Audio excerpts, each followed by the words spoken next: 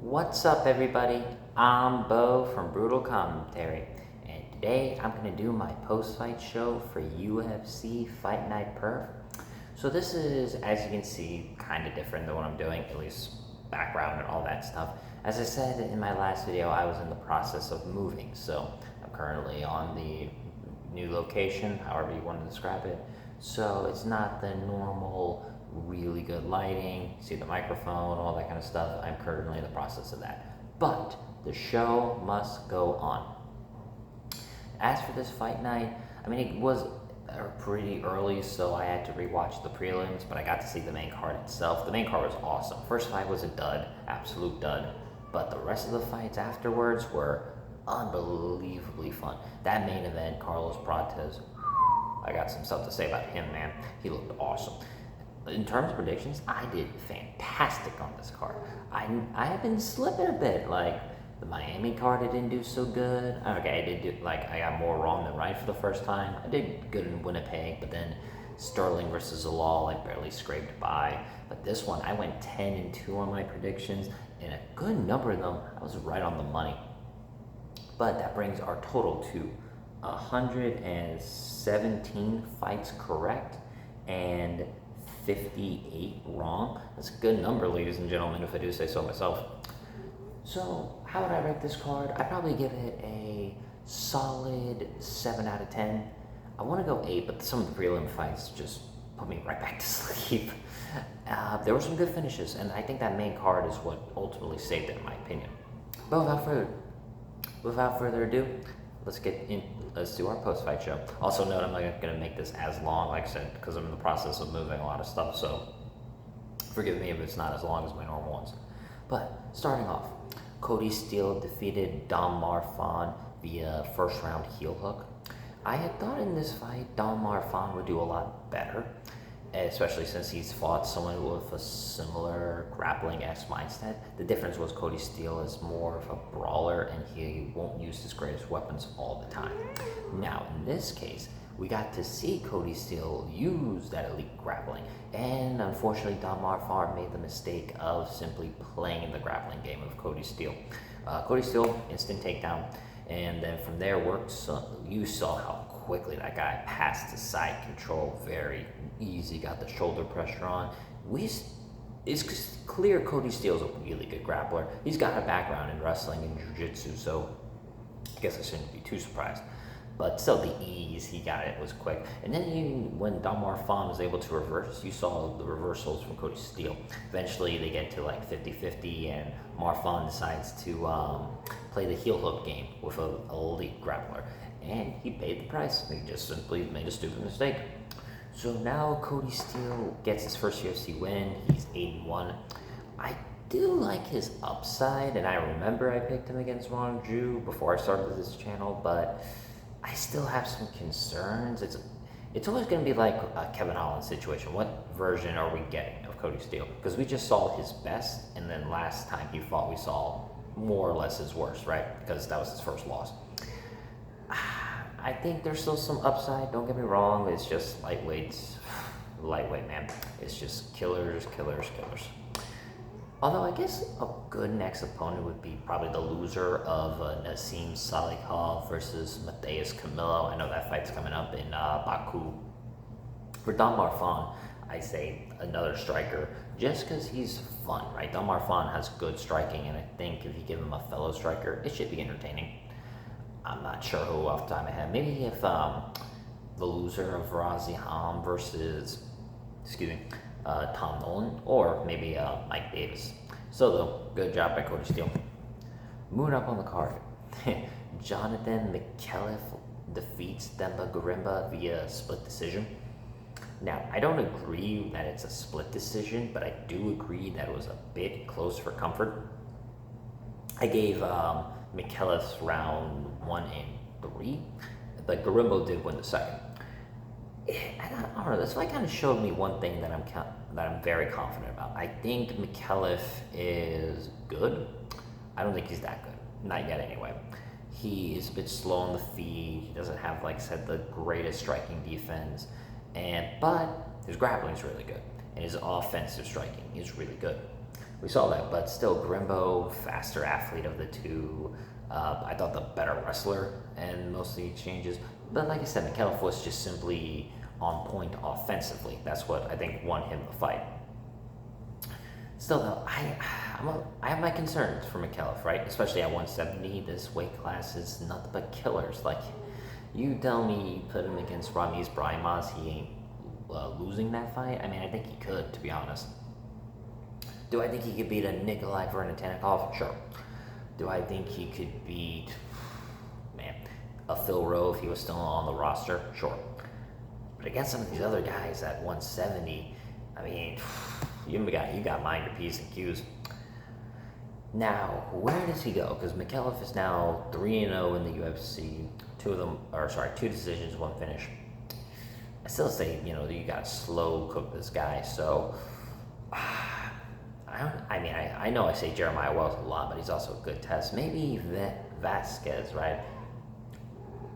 Victor Venezuela is what I meant to say. Victor Venezuela. That might be the next choice. Then Garimbo, tough, right? This is his third straight loss after a 4-fight win streak. I mean, the Rock might want his house back, if I'm being honest. But in all seriousness, I don't know what you do with Garimbo. I mean, if he beat Nico Price, so that's the point I was going to make was kind of moot. But he might get cut. Then again, I don't know. Like, Tuivasa was still fighting in the UFC, and he lost now 7 in a row. I don't know if they're going to cut Garimbo, and I'm definitely not sure who they're going to give him. So maybe they feed him John Paul Lisenbody. Maybe him. Moving up on the card. Wes Schultz defeats Ben Johnston via guillotine choke in round number 3. I picked Wes Schultz, and I was not confident in the pick, but at the same time, I couldn't pick a guy who was 35, making his return to MMA, and I guess it kind of worked out for me. But boy, Wes Schultz was losing that fight. It's weird, right? Because Johnson has the background in Muay Thai, but he was the one out wrestling the grappler and / wrestler.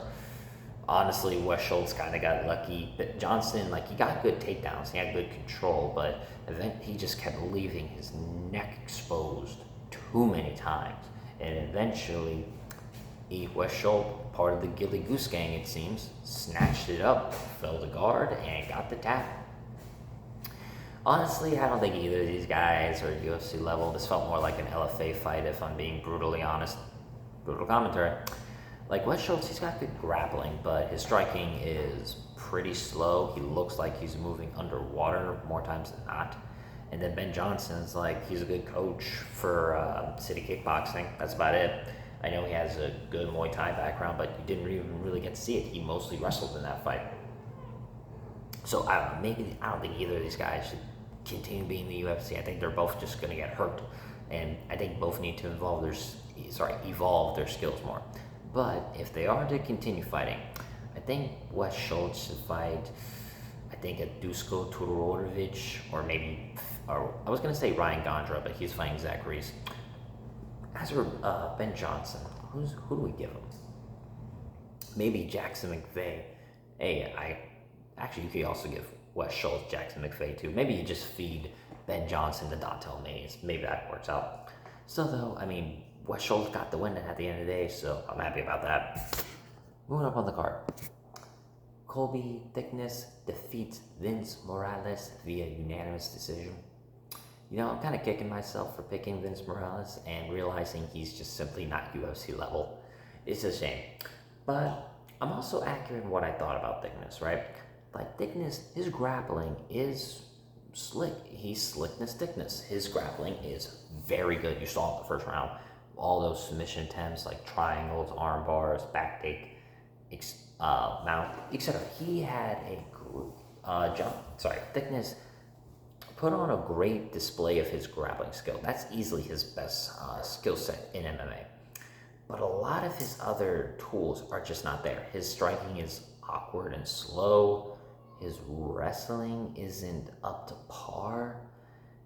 You saw Vince Morales outstrike him on the feet on round 3 and nearly had Thickness out of there for a few moments. I think what Slickness needs to do is probably just work on the wrestling. Like his striking can get better for sure, but for now, I think just the focus on wrestling will help shore his game up pretty good. Because, like I said, Thickness has good grappling. We've seen it. And the fact he was able to control Vince Morales like that was pretty impressive, I thought, because Vince Morales, for all of his flaws, has some good grappling to him. I mean, this is a guy who nearly choked out Raul Rosas Jr. So, I think, like I said, working on the wrestling is probably what Thickness needs to do. As for Vince Morales, it's just clear he's not UFC level. He was, how do I say this? I mean, he was 3-8 up until this fight. 3-fight losing streak, now 4-fight losing streak. I think it's simply put, he's not UFC level. Honestly, this whole card brings up a pretty good point people have been making, and that is there might be too many fighters on the UFC roster. It sucks to say, but I think they might need to trim the fat, right? I don't think Vince Morales is UFC level. Definitely not Wes Schultz and Ben Johnson. Definitely not Tai Tuivasa. And Jerome Mearshart was at that time, but at this point, I don't think he is. I think we could trim the fat a bit, if I'm being honest.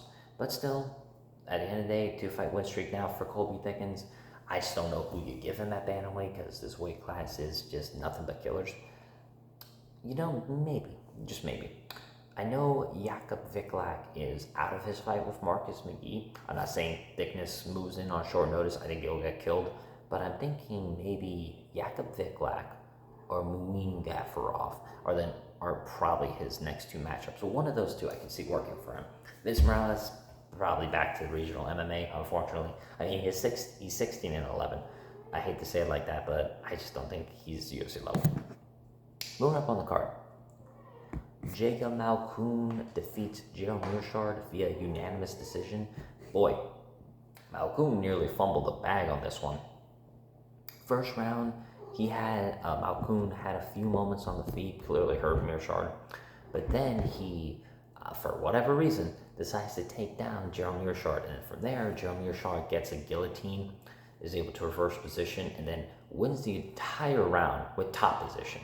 Some submission attempts here and there, slow progression with his transitions, and some ground and pound strikes, but still, at the end of the day, Gerald Mearshart won the first round.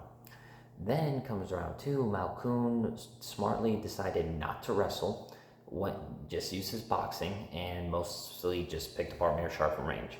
I mean, Mearshart had moments on the feet, like those lunging left hands he threw, left body kick. But, you know, obviously I thought Malkoun was the much better boxer at least. But then round three, I don't know what happened. Malkoun decides to wrestle again with Mearshart, even though that's what made him lose the first. And then while it worked out for him for the most part, it's not like any meaningful damage happened. Eventually, Malkoun gets reversed again by the last minute of round number 3. And Mearshart ends the round almost getting a mounted guillotine. Obviously, if he had more time, I think Gerald Mearshart would have gotten it, to be honest. I don't know what Malkoun was thinking, because most fighters know at this point Gerald Mearshart has really good ground game, is very good at pulling these submissions out of a hat. So the fact Malkoun risked it multiple times in rounds 1 and 3 was very odd. And you could argue, I'm not saying he did, but you could argue maybe Mearshart should have won round 3 as well, just because he had the most impactful moment. Like, I'm going to remember him getting a full mount guillotine and nearly submitting Malkoun more than what Malkoun did for the entirety of round 3. I know he landed good boxing combinations, but Mearshart landed some of his own strikes. It's not like Mearshart did nothing on the feet. Yeah, I don't know. And this is a bit disheartening for Malkoun. I mean, he won at the end of the day. That's what matters. But I know he was an 11-1 favorite, and he was probably expected to, take Gerald Mearshart out of there, but he didn't. And that might be a problem. Like, it seems Malkoun has turned into a decision machine, and usually that doesn't do you any favors with the UFC brass, or at least they're not going to jump him up the ranks anytime soon. So, who do they fight next? Well, I think Gerald Mearshart will retire, right? He's now on a 4-fight losing streak. At least he didn't get finished in this fight, but I definitely think it's probably time for him to hang up the gloves. I mean, for God's sakes, the man has 59 fights. I don't think he should have any more, dude. I don't want to see him take any more brain damage. So maybe just like do jujitsu. And I'm saying that as like just a human being who cares for his health. As for Malkoun, maybe a fight with Brad Tavares, the winner of Cody. Well, I take that back. He's fought both of them. Maybe if Jung Young Park, the loser of Edmund Shabazian, Brendan Allen. Actually, I take that back. Him and Brendan Allen fought. I forgot how many people Malkoun has fought on this damn roster already. Still, though, I think maybe Brad Tavares. Still, though, he got the win, and that is what matters. Moving up on the card. Junior Tafa defeats Kevin Christian via TKO of round number 1. Actually, to be honest, it was knockout because Junior Tafa knocked the fuck out of him. So this was one of the 2 fights I was super nervous about. Like, I gotta trust my gut on this one, and my gut proved right. Junior Tafa, Kevin Christian. I mean, it was a low level fight, but it was entertaining for as long as it lasted. The one thing that concerned me about Tafa, and it's not like his wrestling in this fight because it really wasn't shown, but I don't know how he doesn't defend leg kicks the way he does. Like, we saw Marcos Regio de Lima destroy his calf with leg kicks. Now, granted, that was on a day's notice, and at heavyweight. But Kevin Christian landed 2 calf kicks in concession. In concession. And you saw Junior Tafa stumble already, like he was taking a bad step. So it really makes me question, like, why can't he defend kicks? Now, obviously, in Glory and in MMA, there are different types, right? In Glory, they do fire calf kicks, but also to the thigh and but also to the thigh. In MMA, it's a lot more just the calf kicks. You don't really see too many people fire leg kicks like at the knee or the thigh, not usually. So that could be one thing, but even then, like, Tafa's done more MMA he's been on the UFC roster for longer than Kevin Christian. I would figure Tafa would be used to calf kicks by now, but it didn't matter. Tafa had a clear answer to it. And it's something that happens a lot if you fight a prominent leg kicker, at least in a striking sport. You step forward, take the leg kick, and then as you're moving forward, because they're so close to you, they're not going to retreat fast enough, you fire punches overhead. And that's exactly what happened. Excuse me.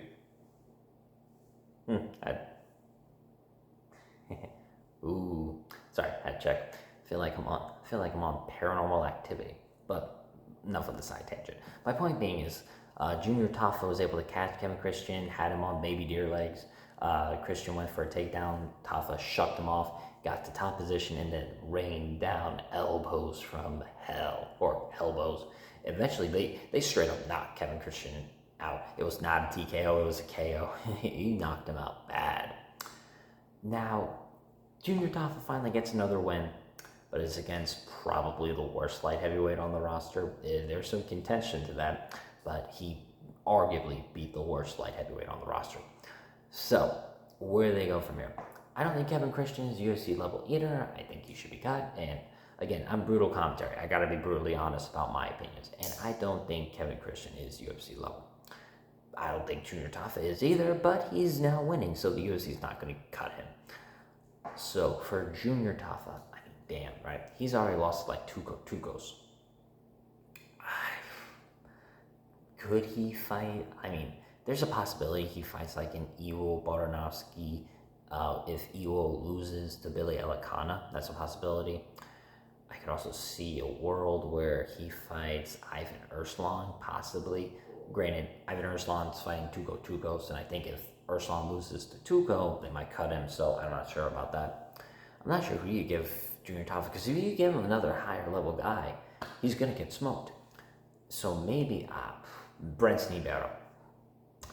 Easiest fight to make. Brent Sneebaro. Those two will try and knock each other's heads off. Probably the smartest move. Still though, Junior Tafa got the win. That's all that matters for him. Moving up on the card to our featured prelim. If you enjoyed this so far, please like, subscribe, and leave a comment down below on your thoughts on the event. Cam Ralston defeated Robert Bricek via unanimous decision. This is honestly a very good example of a fighter who is taller than his opponent using said reach to great effect. Because Cam Ralston, he had really good moments of intercepting shots, strikes from range, but it was specifically his wrestling that was the difference maker here. Like him and Bricek would have striking moments, but a lot of the fight came to Cam Ralston getting a takedown, and then from there working his transitions, working the ground and pound. Like I love that Cam Ralston isn't the type of fighter who's gonna just settle into position and hold his opponent there for however long the round is, or unless the ref stands him up. But instead, you saw he went for ground and pound after hammer fist, elbows, side shots. I mean, you saw he did everything to try and get Bricek out of there. But that Polish man is tough, plain and simple. I give credit, Bricek was tough. He showed his heart and he tried to win, but man, his get-up game was non-existent in this fight. Granted, Cam Ralston's just a good prospect, so maybe that's it, but I don't know, dude. I think if Torres Finney took down Bricek, he might stay down for the remainder of that round. Actually, that might be the fight to make, honestly. Robert Bricek versus Torres Finney. That might be the fight. But back to Ralston. Absolutely great display of being a well-rounded MMA fighter. His striking, we know, is really good. We saw in his first two fights, and now we see that his offensive wrestling and grappling are really good as well. I think he's going to go far in this fight, to be honest with you. Far in this division. He's trained by really good fighters. He has really good teammates. And he's one of the few fighters I've seen with really good reach use it to great effect. I think he's going to be a problem at middleweight. And he called out Marvin Vettori. Now, Vettori is scheduled to take on Ismail Nardiev, so I don't know how that's going to work. But I think if Vettori wins, then you give him Cam Ralston. But if he loses, maybe then give Ismail Nardiev to Cam Ralston instead. That might be the trick. Still though, like I said, awesome display. Oh, good lord. Then we move up to our main card opener. We have, and I should have said like, subscribe, and all that before. Oh well, no turning back now. Luis Sutherland defeated Tai Tuivasa via unanimous decision, 30-26 across the board. Although I'm sure some people might have missed where the point deduction come in. I give credit to Luis Sutherland for showing up on short notice after getting knocked out about a month ago and putting on the display he put on. But man, this fight was boring. I mean, there were some fun moments, like specifically in the first round when Sutherland landed a spinning back fist, got full plumb, and then landed a flush knee to the face to Tai Tuivasa. Like, that was impressive. And I thought some of his grappling was all right. Like, he actually had a fat man roll twice. And that's where the guy from bottom basically kind of gets one underhook, one overhook on their opponent who's on top, and then literally just roll in reverse positions. You don't really see that a lot in MMA. You don't see it in the lower weight classes, especially because fighters are way too skilled with their pins and their top pressure. Like, you're rarely going to see someone do that and succeed. But hey, you do it against Tai Tuivasa, you're going to succeed. I don't understand how someone can be in the UFC for 9 years, right? This guy's fought the who's of heavyweight, and your grappling is still garbage. Your get-up game is garbage. I don't know how it's possible. Like, we know the story now. I mean, we've always known the story, but it's been hammered in at this point, right? You take Tai Tuivasa down, you win the round because he's not going to get up. He has brawling, but he's not good at refined striking. And even then, like, just throw some calf kicks, throw a jab in his face, you're going to win. Luis Sutherland may not be UFC level, but he's certainly proved to be a higher level than a former top 3. Like, I can't believe Tai Tuivasa was on the cusp of a title shot. I don't even know how he beat Derek Lewis. Besides, Derek Lewis just, their styles just meshing together to make the fight that we had, which, don't get me wrong, was a fun fight, but man, it's crazy to think that fight was 4 years ago. Still, though, I give Louis Sutherland his flowers. He did great. He did a well-rounded performance. He fought exactly like I thought he should have, and lo and behold, he won. Now, the reason there was a point deduction is because in, I think, the last 15 or 17 seconds, Tuivasa lands an illegal knee to Sutherland as he's grounded, which is funny, though. I've never seen a heavyweight in the third round, mind you. Louis Sutherland does an Imanari roll. I thought he slipped or something. So that was quite weird, but like I said, Tuivasa landed it in a legal knee, and you saw the ref at the end of the round take the point away. He's mostly doing that because they were in motion, so if he stopped it, it wouldn't really matter. But still, I thought, yeah, take the point away for that. That was bullshit. So Louis Sutherland gets a win, and I guess you really got to put into context who he's lost to. Walter Walker, who's surging, Brando Perishek, who's surging. I mean, Brando Perishek just proved to be top 15. So he's only lost to ranked contenders. And I know heavyweight's not that deep. It's not that good. But I don't know. Heavyweight's kind of... We have some interesting players coming up at heavyweight. It's not the most boring division anymore. For me, anyway. At this point, the most boring division is kind of light heavyweight. Because at least with heavyweight, we have some guys moving up who could prove to be interesting. Like Brando Perishek, like Mario Pinto, even though he had a boring fight last time, like Tyrell Fortune. Like, we're having these guys coming up who are at least shuffling the rankings a bit. With light heavyweight, we're kind of at a standstill in that division right now. So, I don't know, I think heavyweight's moving in the right direction. I'll say that. It's slow moving, but it's the right direction. And Tiger Tuivasa, just cut him. It's a waste of time unless they want him to have the most losses in a row like Tony Ferguson. There's no point. For Louis Sutherland, I mean, if they give him another top 15 level guy, that's just kind of cruel. So, I don't know, maybe Sean Sharaf. I mean, they could give him to Stephen Asplin. That's a possibility, too. We'll see how it goes for Louis Sutherland. Still, he gets a win in the UFC finally, so good for him. Moving up on the card. Brando Perishek defeats Shamil Gaziev via TKO of round number 2. This actually got fight of the night, which is really interesting. Like, I can't remember the last time heavyweights got fight of the night. I'm not counting Curtis Blaydes and Josh Hocken. I'm talking about, like, say last year. The only one I can think of was Sean Sharaf and Stephen Asplin.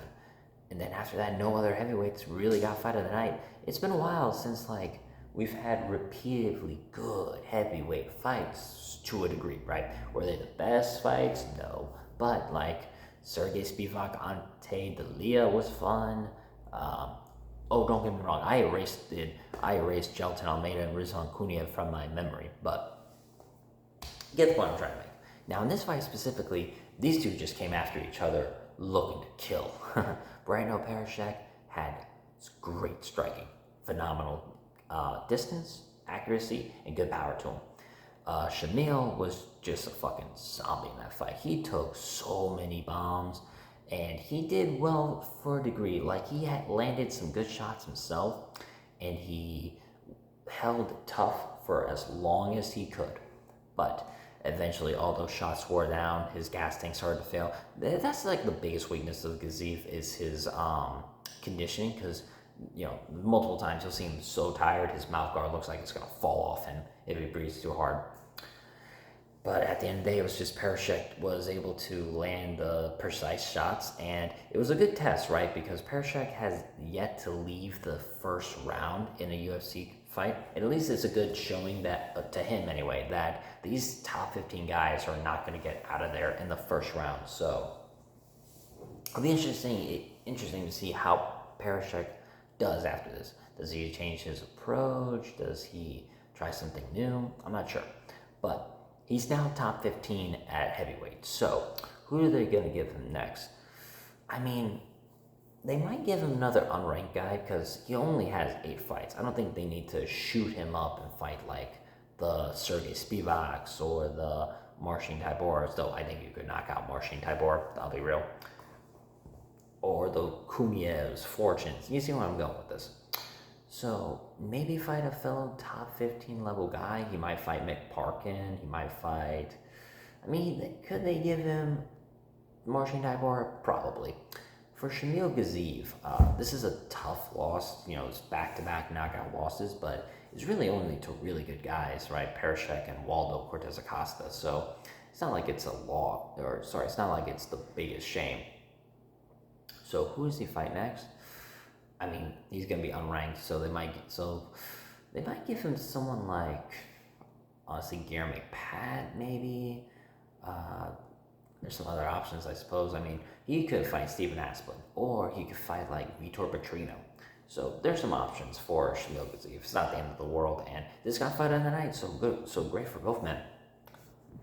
Moving up on the card, Marwan Rahiki defeated Ali Schmid via first round knockout.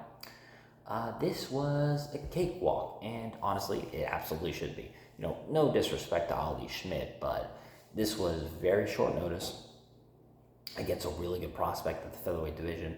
It was quite a simple fight too, right? Marwan just came in, guns a-blazing. He started spanning overhand rights, and eventually you see Marwan's able to get Schmid to duck, and then from there fire off a shovel uppercut. It's basically where you're like, it's not a hook where you go like horizontal, nor a uppercut where you go vertical. It's basically just a cross, and then just landed a shot right there, right then and there. I mean, like I said, Ali Schmid he was up against it. He's seemingly good, all right. I think Ali Schmid should probably go back to the regional scene, and I say that because look at it, the guy is 4-3. I'm not saying that because of the record. I'm saying that because of how little experience he has so far. So it probably makes sense for this guy to, you know, go back to the regional MMA, just continue sharpening the tools, and then try again. I mean, he's only like 25. He has plenty of time to improve and then get a proper UFC, get his first UFC win. Like, you're telling me this guy would fight like Tommy McMillan or Jose Delano, Robert Ruchella, those guys, and he'd win? I don't think so. Not at this point in his career. I think he just needs to go back to regional MMA, go back to fighting in Eternal and stuff, and get some wins there, and then go on Contender Series. Marwan Rahiki, on the other hand, I mean, that guy is awesome. He's all offense. He's dynamic. He's fun. I think he's going to go far. I would like to see him slow build because, like I said, man, it's featherweight. There's so many good guys. But if we're going to test Marwan Rahiki, I think rebooking the Jack Jenkins fight makes the most sense. Also, I'm selfish. I want that fight again. That was such a good fight to make. I really want to see that Marwan Rahiki, Jack Jenkins. Let's rebook him. Still, though, all credit to Schmid for taking the fight, but Marwan Rahiki proved he was just a level above. Moving up. Steve Ursay defeats Tim Elliott via unanimous decision. Bit of an abrupt going for Steve Ursay in the first round. Tim Elliott, I think, landed more strikes in the first round. Got 2 takedowns in, and was overall just very hard to time, very hard to read. And that's usually what happens when you fight guys like Tim Elliott, Yuri Prohaska, those types of fighters. When you first fight their type of rhythm and movement and style, it usually takes about a round to read the patterns, get the timing right. But after the second and third, you saw Steve Ursay started to time Tim Elliott, started to defend the takedowns. He defended every other Tim Elliott takedown after the first. In fact, you saw Ursay also be able to reverse Tim Elliott in some moments and wound up on top. But really, it was the boxing of Steve Ursay. His boxing is really, really good, really economic. Like I said, very good intercepting right hands, left hooks, jabs. Sometimes he would throw that elbow that I really liked from Steve Ursay. But at the end of the day, it was the boxing, the very pinpoint precision of Steve Ursay. His boxing is still incredible. And while I think Van might be a better technical boxer than Steve Ursay, Steve Ursay's no slouch on the feet. So this brings us at an interesting crossroad, right? Now Ursay is on a 2-fight win streak. He beats Tim Elliott. He beat Ode Osborne. I still would prefer him not to jump up the ranks too much and fight another killer. I think smart next matchup for Steve Ursay would probably be, I think, Amir Albazi or the winner of Alex Perez and Sumadarchi, I think would be the right next step. As for Tim Elliott, I mean, it's not the end of the world. It's amazing to me that this guy is 39 and still able to compete with the best. In fact, like I said, he won the first round, and he was on a 2-fight win streak, both of them by submission.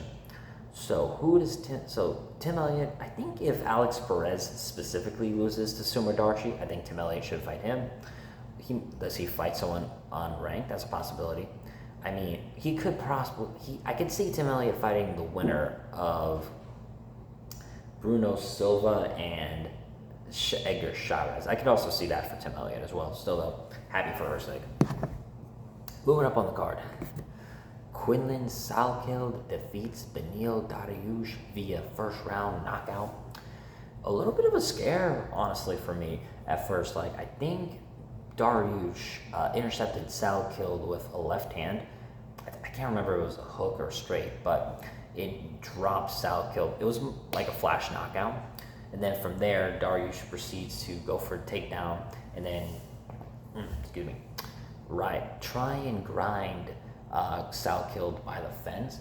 Now, Salkild showed good defensive wrestling. He got taken down twice, but really they weren't much, and Salkild was able to get back to his feet. It was mostly him getting pressed against the fence. But when Salkild was able to eventually break the grips of Dariush, get space, he lands the right hook, and then from there it's just downhill for Beneil Dariush, because Salkild, his precision is nice, his power is nice, and his killer instinct is so fucking good. All Salkild needed is just that little bit of space, gets the distance, and then unloads, like I said, the right hook, and then from there unloads with ground and pound and finishes Beneil Dariush in a shade of about 3 minutes or so. I know some people are going to say, well, he got dropped by Beneil Dariush. That's true, but I do think Beneil Dariush has underrated power. And while he struggled a little bit, like, really, what did he do besides that flash knockdown? He got 2 takedowns, didn't amount to much, and that was it. Salkild, I think, is still the prospect at lightweight. And yes, I understand, Beneil Dariush his chin is gone. It is gone. There's nothing left of it. But Quinlan Salkild still beat him. He still beat a good name, Beneil Dariush. And the last few guys to beat Beneil are top 5 lightweights. So, it shows, I think Quinlan Salkild is still the guy. I think he's still the guy at lightweight, and he made quick work of Beneil Dariush. For not for nothing, in all of Salkild's UFC wins, all except for one, that was against Sinal Hashmouche, have all ended in the first round. All by knockout, all by finish. I think he's the guy. Now, who do they give Salkild next? He called out Matheus Gamrot. That is a ballsy call, because I do worry about how Salkild deals with that, because, I mean, Matheus Gamrot has a different level of wrestling. Like, I know Beneil's a great grappler, great anti-wrestler, but he's not the level of wrestler, like pure offensive wrestler, especially chain wrestler, like Matheus Gamrot. It's a big concern I have for Quinlan Salkild, but hey, man, if he wants to test himself, then all power to him. Though I prefer if he fought like Marcinho Hufi, because that'd be awesome. The winner of Michael Chandler, Marcinho Hufi. For Beneil Dariush, I think he should retire, if I'm being honest. I mean, he's taken a lot of damage at this point, and I don't want to see him just continue to lose brain cells. But if we're going to be cruel and still have him fight, get him a grappler. Good God. Like, just have him fight someone who's not a deadly knockout artist.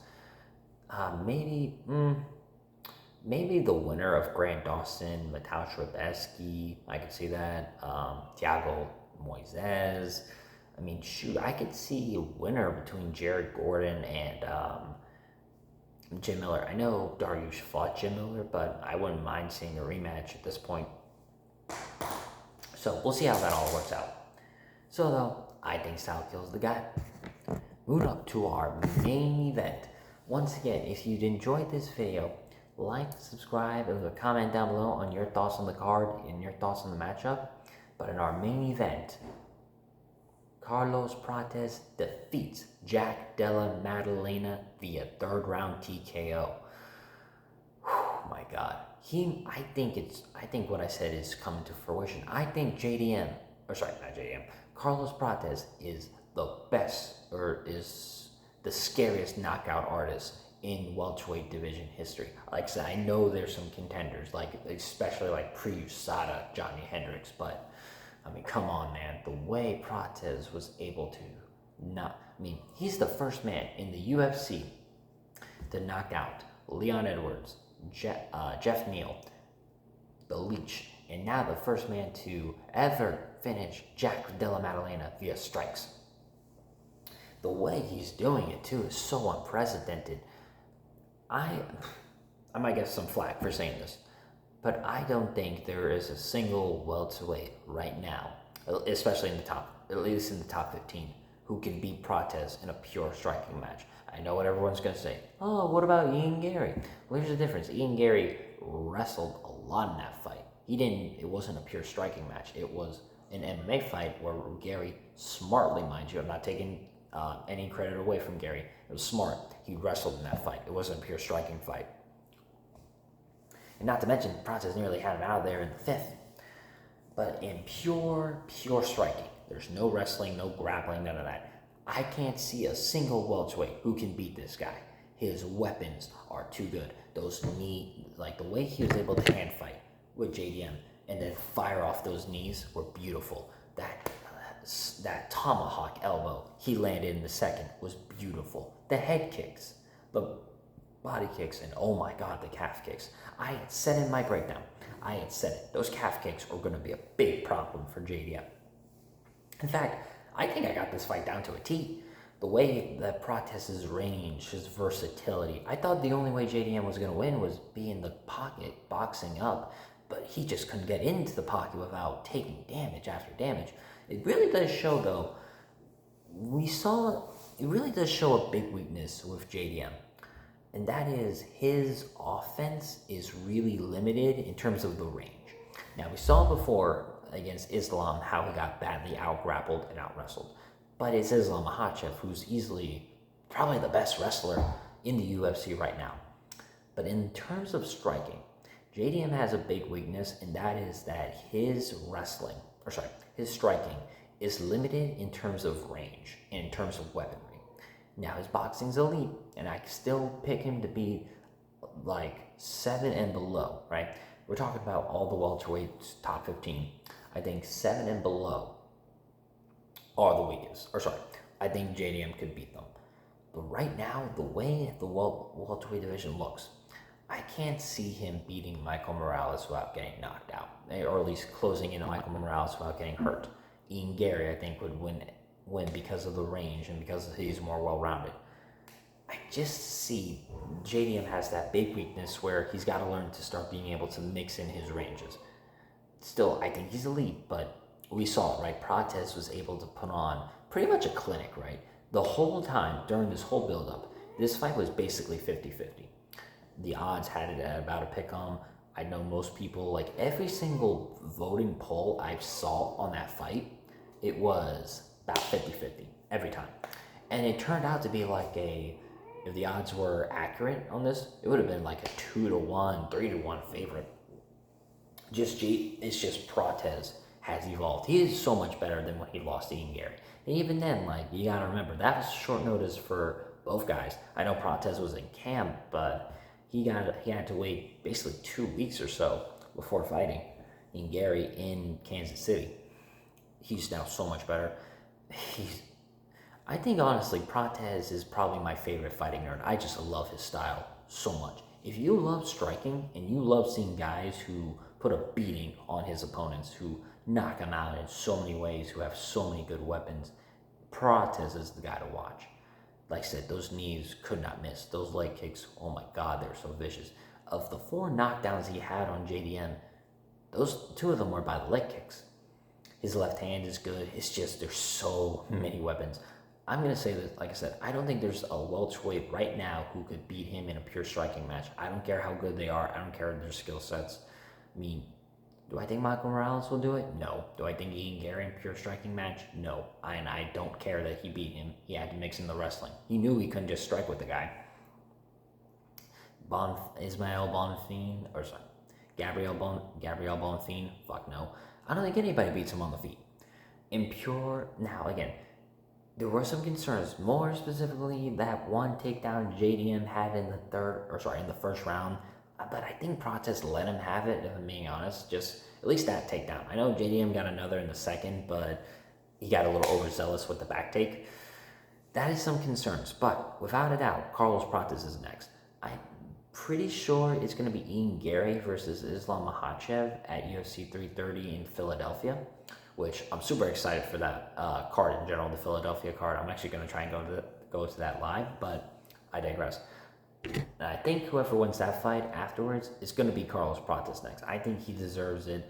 Do they keep him busy? That's a possibility. They might give us the Michael Morales fight, but I think Prates has earned his shot. Now, as for JDM, this does set him back a ways. He's probably going to be like number 5, number 4. And I don't know, maybe it's true what they say, maybe it's true, right? You lose that welterweight title, you're going to go on a losing streak. Or at the very least, you're destined to lose your next fight after you lose the title at welterweight. Happened to Leon, happened to Usman, Bilal, Robbie Lawler, Tyron Woodley, the list goes on. So, excuse me. Well, all except for GSP, but, he's probably the GOAT, so it doesn't affect him. Again, who should be next for JDM? I think JDM should fight the winner of Joaquin Buckley and Sean Brady. But with that said, that's been my post-fight show for UFC Perth. Overall, like I said, I thought that main card specifically saved it for me. There's some good prelim finishes, like I said, the heel hook, but overall, that main event was absolutely fantastic watch. But with that being said, that's been my post-fight show. Well, I hope you all enjoyed it. And once again, and for all the listeners out there, I've been Bo from Brutal Commentary. I thank you all for listening. And remember, stay calm, stay respectful, and enjoy the violence. I'll see y'all next time.